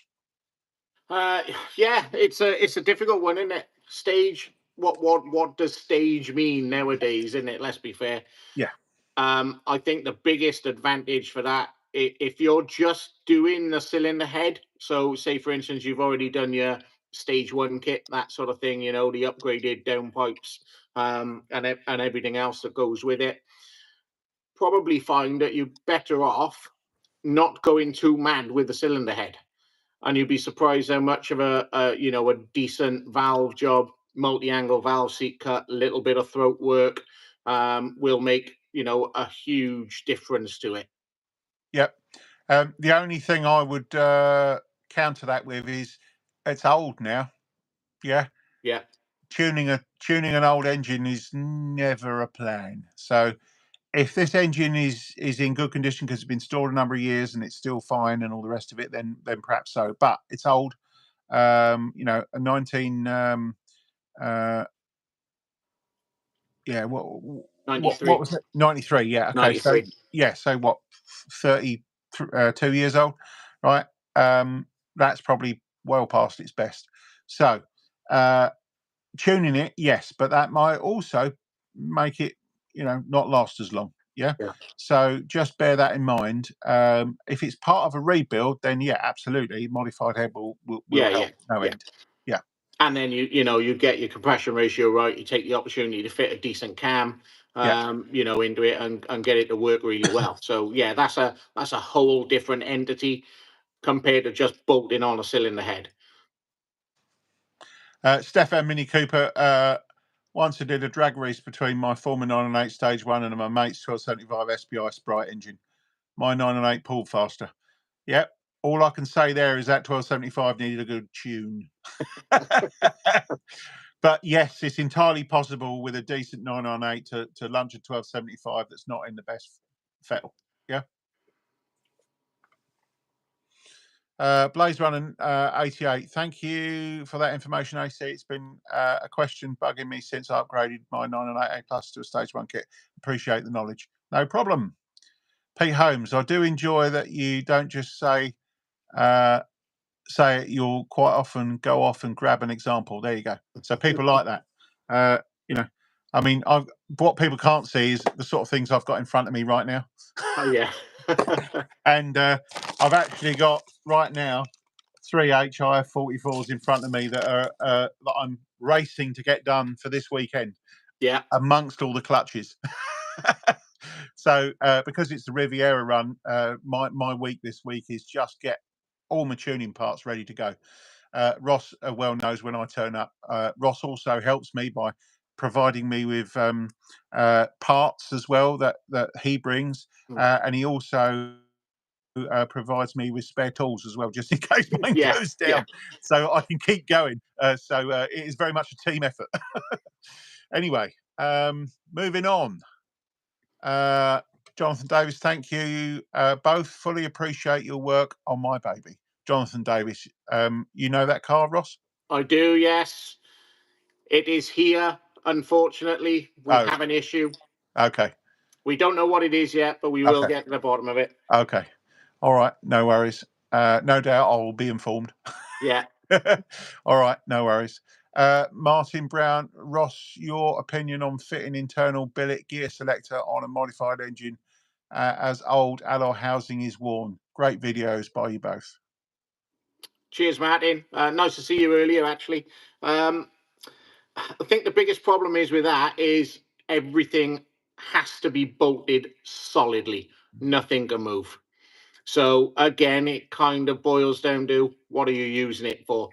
My own hill climb sprint car didn't have an internal gear change, didn't even have a quick shift on it. And it was absolutely fine. So if you want to go internal change because they look a bit trick and this, that, and the other, yes, that's fine. But everything has to be solid. So no problem with it. And and again, it's one of those things. If you're going to get one, it needs to be a proper one. KAD. I'm not sure whether MED, Swift Tune, all of those sort of guys. It's race orientated. So realistically, you're putting something that's for race use into what's potentially a road car. So personally, I don't see the point. So my only experience with one of these is I drove the MLM sprint car with one that Andy at MLM put in it, and it was it only used the standard housing, but it had to be all solidly mounted. Yeah. So once we got the angle right and all the rest of it, and we used the standard gear lever and just shortened it, it was electric. You could smack shift it through the gears. It was unbelievable. So yeah, that was very good. And I was really amazed how good it was, considering it was all standard. All we had in the gearbox was one of my slick shifts, so you could go diagonal across the gate in all directions. So I mean, this thing was just like pumping gears through it felt like a Ferrari with a slot box. It was but diagonal slots, not over and up. This was bang over back, brilliant. You could smack shift it through the gears. And it only used a bulk ring gearbox, but it was really good. But because it used all the standard mechanism and we just shortened the gear lever, it felt really good, and it was a good short shift. So yeah, I've never been a fan of the quick shifts that are available. They've never worked for me. They didn't really work, certainly for ML. When we was doing the racing, we just used a shortened gear lever in a internal mounted housing, and that worked really well. So that's my experience with them. But yeah, Ross knows because he's doing it currently. And again, the thing is with that, what was it built for? Hill climbing and sprinting. Yeah. You know, so yeah, horses for courses, really. If that's what you're going to do, then yeah, but you've got to throw the Yeah. parts cannon at it. This was a trailered race car. Yeah. Okay. So where we got there? Yep. A series engine. Where would either of you recommend for front and rear wheel alignment? And what parts of fast road use? That's a very, very wide subject. When you say where would you recommend, as in what settings would we recommend, or as in where to get it done? If you want somewhere to get it done and you're in our vicinity, we can take care of that. No issue whatsoever. We've set up plenty. But obviously, in standard format, there is no real adjustability, you know, as an adjustment. There's lots that you can do to adjust things. And there's lots of parts really that you need to fit to get it to work right.